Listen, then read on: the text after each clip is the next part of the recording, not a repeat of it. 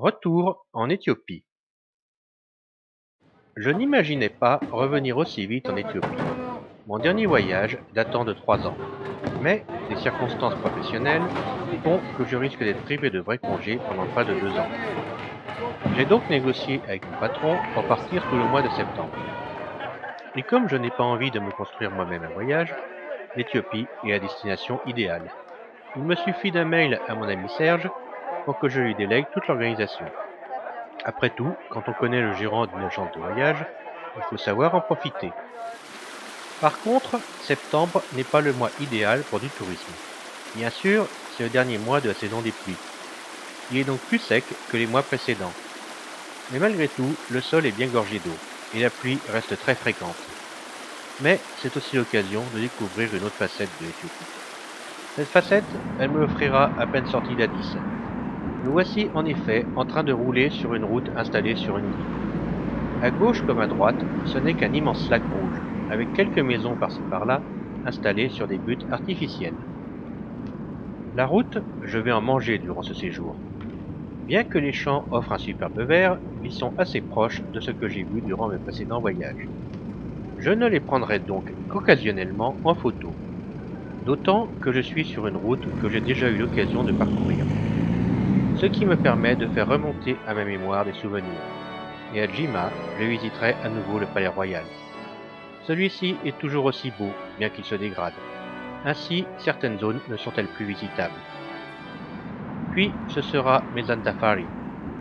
Il y a 5 ans, je n'avais pas pu aller plus loin, du fait d'affrontements entre les Surma et l'armée.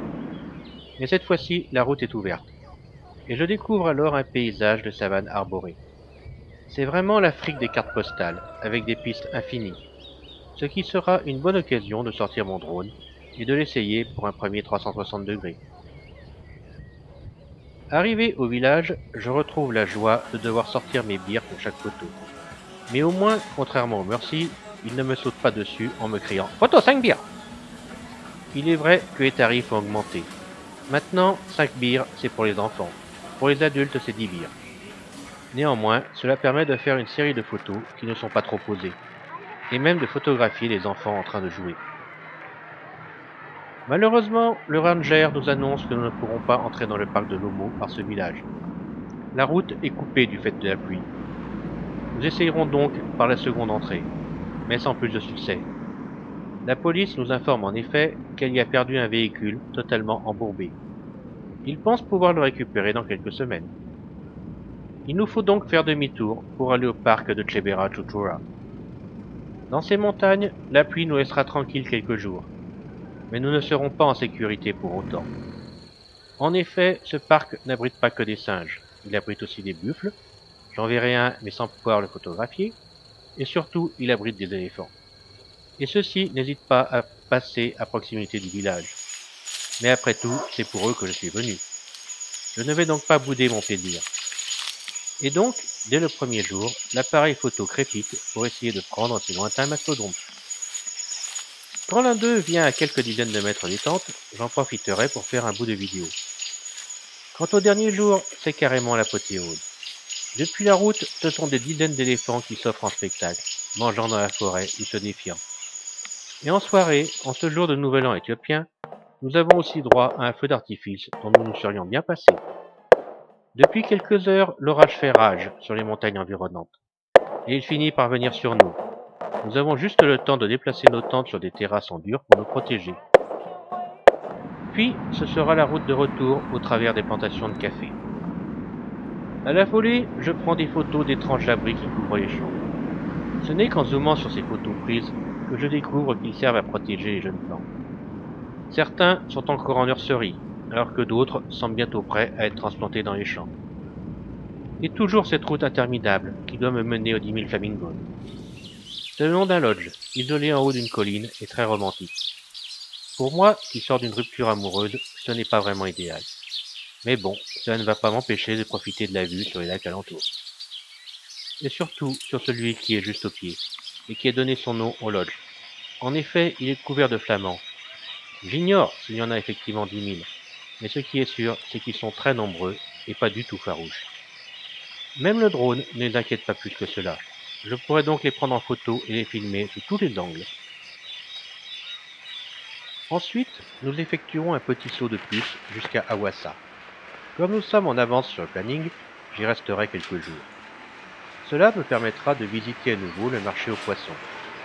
La première fois, je n'avais pas réussi à y faire de belles photos.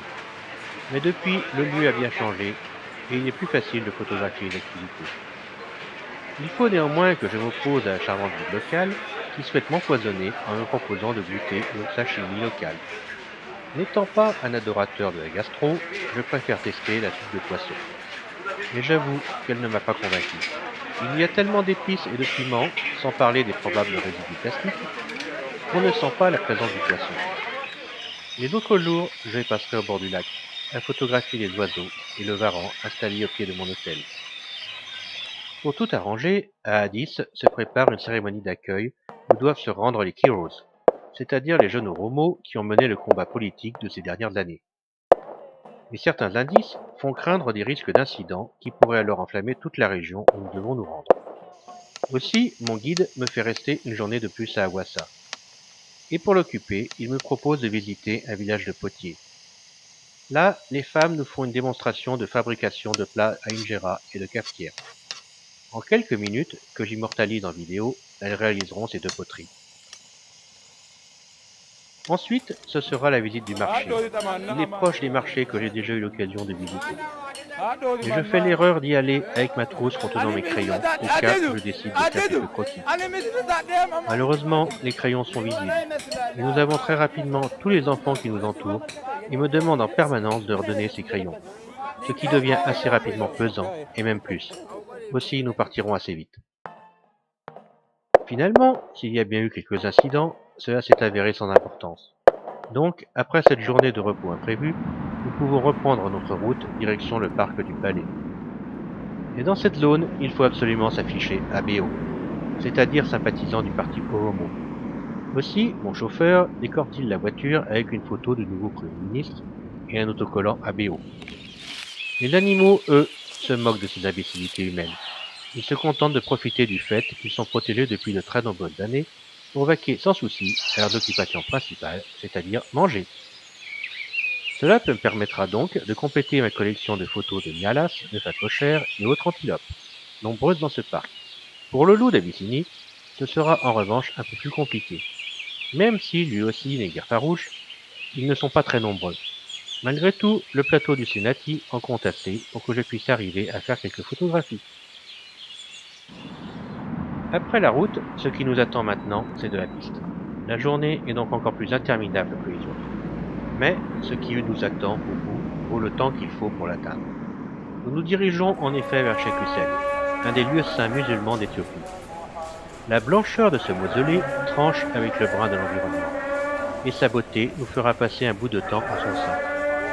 Si j'éviterai, par respect, d'entrer dans les salles de prière, je prendrai néanmoins un grand nombre de photos des différents aspects de ce bâtiment. Partout, ce n'est que blancheur immaculée, parfois rompue par un texte écrit en noir. Le guide m'explique comment est fabriqué le badigeon blanc. En fait, c'est tout simplement de la chaux. Question piste, le lendemain est encore pire. Nous ne cessons de zigzaguer, de monter et de descendre au gré des collines que nous passons. Pendant 1 heure, nous filons dans une direction, puis l'heure suivante, nous allons dans la direction opposée, cela selon l'humeur des vallées que nous traversons. Et c'est donc épuisé, et en mauvais état psychologique, que j'atteins l'objectif de la journée. Quand la voiture s'arrête, je crains de devoir marcher des heures sous un soleil de plomb. Mais finalement, il s'avérera que la route continuera encore un peu, et que Sofomar était en fait juste en dessous du point de notre premier arrêt. Sofomar, c'est ce que l'eau et la roche font de mieux quand ils s'entendent pour rendre l'homme admiratif. La rivière a creusé le sol, formant un canyon. La roche est de différentes couleurs, montrant magnifiquement ses strates géologiques colorées. L'eau a aussi creusé tout un réseau souterrain.